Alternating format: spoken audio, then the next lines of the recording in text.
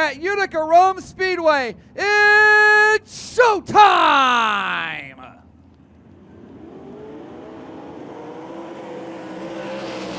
Danny Varin going to lead the drag race into turn number 1. Look at the madman, Kerry Madsen, hustle the high side. Madsen rolled the top side, had to get out of it a little bit, as we've mentioned all night. There is no cushion in turn number 2, but out of turn number 4, the local boy, Danny Varin, will lead the opening lap of our 30-lap 410 sprint car A main. Meanwhile, up front, Danny Varin's already in lap traffic. We got one car ducking into the infield. Varin by everybody. That's Trank in the infield. Varin leads the way. John Trenka into the infield, and boy, Danny Varin had to thread the needle between a lap car and oh, there's the madman, Kerry Madsen in the top spot. Maybe problems for Varin through lap traffic there. It looked away, and Varin takes the top spot back. I saw it there on your screen. Varin slipped off the embankment in turn number 4, lost momentum down the straightaway. Madsen got by him. Varin now got to tiptoe a little bit up there on the top side. Better this time off of 4. Varin back to the lead with more lap traffic and play in front of your leaders. The high side of 3 and 4 seems a little bit better than the high side in 1 and 2. The bottom of 1 and 2 very strong, and that's where Chris Wyndham continues to run and pull away. I say that, and a lap car goes down to the bottom, so Wyndham shoots the high side, and here comes Courtney down to the inside. Tyler Courtney uses the lap car to his advantage and slips into 3rd. Yeah, Wyndham made the mistake, as you said. Blake, the top side in 1 and 2, not as good.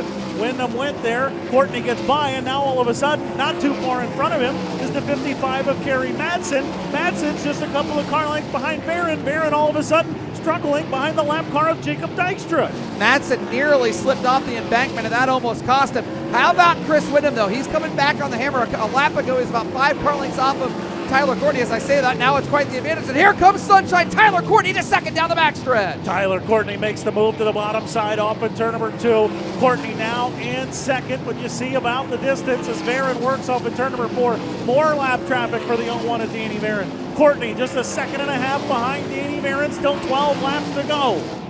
Friesen threads the needle around the top side of Chris Wyndham. Friesen now back into the top 5. Now with a run off of turn number 2. He'll go the high-low switch to the inside of Kerry Madsen. Friesen really putting the moves on, looking right at home in a sprint car. Boy, we have watched him, Chris, all night long continue to get more comfortable and more comfortable, and he seems to be right at home right now, pressuring Kerry Madsen. That's a race for the 4th spot off of turn number 2 down the backstretch, side by side, give the advantage to Friesen in turn 3. I'm telling you, you don't want a yellow if you're one of these top 3 guys. The 79 is absolutely marching right now. He's around Kerry Madsen, but it's a long way to Zeb Wise, who runs in 3rd. Wise trying to get closer to Kerry Madsen. Everybody chasing Danny Varin as we come to 2 to go. This time by 2 laps to go for Danny Varin.